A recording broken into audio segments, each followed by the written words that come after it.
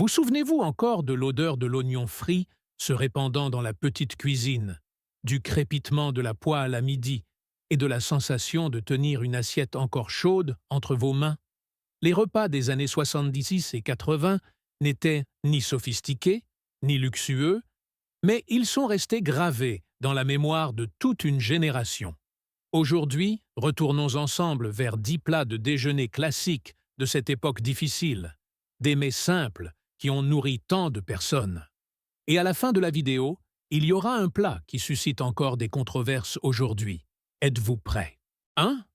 Le brisol. Sur l'assiette brûlante se trouve un morceau de viande aplati, recouvert d'oignons et de champignons sautés parfumés. Le nom sonne de manière élégante, comme s'il sortait d'un menu occidental. Mais la réalité était bien plus simple. On voulait imiter les steaks épais et juteux, mais le bon bœuf était rare et coûteux à l'époque. C'est pourquoi la viande était hachée ou mixée, mélangée à partir de n'importe quelle partie disponible, parfois en combinant plusieurs types de viande. Le morceau était roulé dans la farine et non dans la chapelure, puis frit jusqu'à être doré dans une poêle chaude. Croustillant à l'extérieur, tendre et parfumé à l'intérieur. Les oignons et les champignons étaient sautés directement dans la graisse restante, recouvrant le tout comme une couverture chaude. Accompagné de purée de pommes de terre et de cornichons, c'était un déjeuner rassasiant, bon marché, mais riche en saveurs. À l'époque, qui demandait de quelle partie provenait la viande, ou suffisait-il qu'elle soit chaude et odorante? 2. Mortadelle panée. Il y avait des jours où l'étal du boucher était presque vide, et la ménagère était obligée de trouver une autre option. C'est alors que le saucisson rose pâle avec des grains de gras blanc apparaissait sur la table de cuisine. Le nom sonne élégant, mais ce n'était pas un produit de luxe, plutôt une solution pour une époque de pénurie. On ne l'achetait pas pour la manger froide, mais on la coupait en tranches épaisses comme le doigt. On retirait la peau, on la trempait dans l'œuf battu, puis on la roulait dans la chapelure. En la déposant dans la poêle d'huile chaude, la tranche de saucisson grésillait et la croûte devenait progressivement dorée. L'arôme se répandait dans toute la petite pièce. Servi avec des pommes de terre et une salade de concombres ou de choux, ce déjeuner était juste assez nourrissant sans être trop coûteux. Les enfants mangeaient avec appétit, les adultes soupirèrent de soulagement d'avoir réussi à s'en sortir un jour de plus. Quelqu'un a-t-il déjà attendu près de la cuisinière, juste pour entendre ce bruit de friture, sachant que le déjeuner était presque prêt? 3. Côtelettes au uf. Lorsque le prix de la viande augmentait et que les longues files d'attente devant les comptoirs alimentaires devenaient une image familière, de nombreuses familles revenaient à l'ingrédient le plus simple, l'œuf. À partir d'œufs toujours disponibles, on créait des côtelettes sans aucune viande, mais qui suffisaient tout de même à constituer un déjeuner complet. Les œufs étaient bouillis, écalés puis écrasés à la fourchette. On ajoutait un œuf cru pour lier le tout, un peu de ciboule ou d'oignon frit et un peu de chapelure pour épaissir le mélange. Chaque cuillerée de mélange était façonnée, roulée dans la farine et plongée dans l'huile chaude. Quand l'extérieur était doré et légèrement croustillant, l'intérieur restait tendre et sentait bon l'œuf. On les servait sur une assiette avec des pommes de terre et une salade de légumes. Dans les cantines scolaires ou les restaurants populaires, ce plat apparaissait régulièrement, surtout les jours sans viande. Les enfants mangeaient sans se plaindre. Les adultes comprenaient qu'avec seulement quelques œufs, toute la famille avait encore un repas chaleureux. Vous souvenez-vous de la sensation de mordre dans cette croûte croustillante et de vous dire que, même sans viande, c'était un véritable côtelette? 4. Gâteau de pommes de terre au four. Dans de nombreuses régions rurales, les pommes de terre ne manquaient jamais. Et à partir de ces humbles tubercules, on préparait un plat capable de nourrir toute la famille pendant les jours difficiles. Les pommes de terre étaient râpées finement, pressées pour enlever l'excès d'eau, puis mélangés à du saindoux sauté avec des oignons, un œuf pour lier et un peu de sel, parfois saupoudré d'une cuillère de graines de carvi pour relever le goût. Ce mélange était versé dans un plat, tassé, puis mis au four pendant plus d'une heure. Quand le dessus devenait brun doré et croustillant, l'odeur envahissait la petite cuisine. L'intérieur restait tendre, humide et onctueux. Quelques kilos de pommes de terre et un morceau de gras suffisaient pour que toute la maison soit rassasiée jusqu'au lendemain matin. Le plat était coupé en carrés, servi avec des cornichons ou un peu de crème aigre. S'il en restait, on le faisait frire à la poêle le lendemain, la couche extérieure devenait encore plus croustillante et la saveur semblait encore plus intense. Avez-vous déjà attendu devant le four, écoutant le léger grésillement et sachant qu'un dîner chaleureux approchait? 5. Œufs roulés au hareng et mayonnaise. Le nom peut paraître étranger et teinté d'exotisme oriental, mais en réalité, c'était un apéritif familier lors des fêtes de famille tout au long des années 70 et 80. Le hareng salé était trempé dans l'eau pendant plusieurs heures pour le dessaler, puis coupé en longs filets. Les œufs étaient cuits durs et coupés en deux dans le sens de la longueur. Chaque moitié d'œuf était placée au milieu d'un morceau de poisson, roulé soigneusement puis disposé sur un plat. Par-dessus, on étalait une couche de mayonnaise onctueuse, parsemée de cornichons coupés en dés, d'oignons et parfois de petits pois en conserve. À première vue, cela semblait très formel, comme un plat réservé aux occasions spéciales. En réalité, les ingrédients étaient très faciles à trouver en période de pénurie. Ce plat apparaissait souvent lors des fêtes de fin d'année, ces réunions accompagnées d'un peu d'alcool et de rire.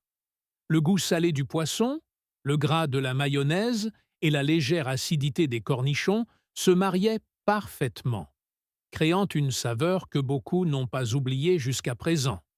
Quelqu'un s'est-il déjà assis à une table de fête, regardant ce plat d'œufs roulés et se sentant en train de déguster quelque chose de vraiment luxueux au milieu de jours simples? 6. Œufs à la sauce au réfort. Quiconque est allé à l'école ou a mangé dans une cantine collective dans les années 70 et 80 se souvient sûrement de l'odeur piquante émanant de l'assiette d'œufs nappés de cette sauce blanche épaisse. Ce plat apparaissait fréquemment, parfois au point d'en lasser certains. Mais beaucoup s'en souviennent aussi avec une pointe de nostalgie. Les œufs étaient bouillis, coupés en deux, puis disposés sur l'assiette. La sauce était préparée à base de lait ou de bouillon, épaissie avec de la farine et sautée avec des oignons dans du beurre. On y ajoutait ensuite du réfort râpé provenant d'un bocal en verre, parfois mélangé à un peu de crème aigre pour adoucir le piquant. La sauce chaude était versée sur les œufs, accompagnée de purée de pommes de terre et d'une simple salade. Le piquant montait au nez, faisant légèrement piquer les yeux, mais cela rendait le repas moins fade au milieu des jours de privation. Les ingrédients étaient bon marché, la préparation rapide, assez pour nourrir une grande collectivité. Certains se souviennent de ce piquant comme d'une partie de leur enfance. D'autres n'ont qu'à sentir l'odeur pour vouloir s'en détourner. Et vous, de quel côté êtes-vous? 7. Ragoût de haricots blancs à la tomate. Le nom semble emprunté à une terre lointaine, mais en pratique, c'était le plat populaire familier de tant de familles pendant de nombreuses années. Une grande marmite de haricots blancs était trempée toute la nuit pour les ramollir, puis mijotée lentement avec des feuilles de laurier et du poivre jusqu'à ce que chaque grain éclate. Dans une poêle à côté, du saucisson et de la poitrine de porc étaient sautés avec de l'oignon et de l'ail. Puis, on ajoutait de la sauce tomate et un peu de marjolaine pour créer cet arôme caractéristique. Le tout était versé dans la marmite et mijoté à feu doux pendant des heures. Plus on cuisait longtemps, plus le goût était riche. Ce n'était pas une entrée, mais un déjeuner complet en soi. Il suffisait d'ajouter quelques tranches de pain pour être rassasié. Une marmite pouvait durer 2 voire 3 jours, et beaucoup disent encore qu'au troisième jour, quand toutes les saveurs s'étaient parfaitement mélangées, le plat était encore meilleur qu'au premier jour. Dans les restaurants populaires ou les fêtes communautaires, la marmite de haricots fumait toujours. Avez-vous déjà ouvert le réfrigérateur, vu cette marmite, et su qu'aujourd'hui vous aviez encore un repas chaleureux qui vous attendait? 8. Fromage pané. Le nom sonne comme s'il venait d'une ville ensoleillée du Sud, mais c'était en réalité un plat simple apparaissant régulièrement dans les restaurants populaires. Quand la viande devenait difficile à trouver, une épaisse tranche de fromage coupée au carré devenait la solution de remplacement parfaite. Le morceau de fromage était trempé plusieurs fois dans l'œuf battu, puis roulé dans la chapelure jusqu'à ce que la croûte soit assez épaisse pour empêcher la garniture intérieure de couler. Ensuite, il était plongé dans une poêle d'huile chaude et frit rapidement des deux côtés, jusqu'à ce que la coque devienne dorée. Croustillant à l'extérieur, fondant et filant à l'intérieur une fois coupé, cela créait une sensation à la fois étrange et amusante pour les enfants. Ce plat était souvent servi avec des légumes bouillis ou une tranche de pain beurré, suffisant pour constituer un déjeuner complet. En période de manque de viande, la présence du fromage, de l'œuf et de la chapelure aidait de nombreuses familles à maintenir un repas convivial, sans avoir à expliquer pourquoi il n'y avait pas de vraies côtelettes. N'est-ce pas que parfois, le simple fait de voir ce fromage filant suffisait à rendre toute la table soudainement plus joyeuse? 9.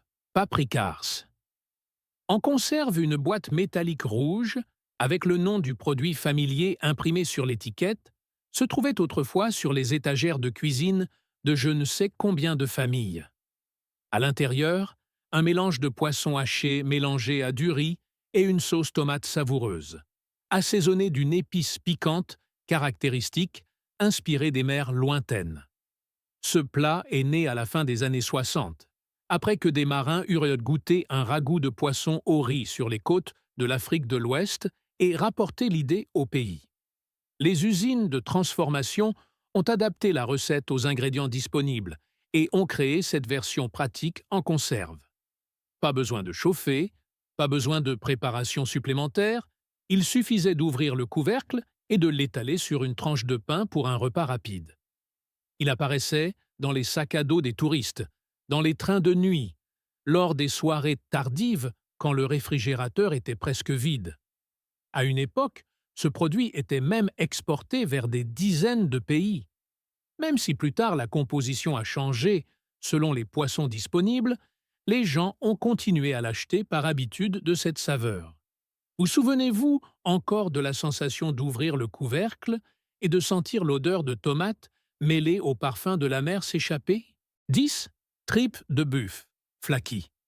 Et voici le plat qui a, et aura peut-être pour toujours, divisé les gens en deux camps distincts.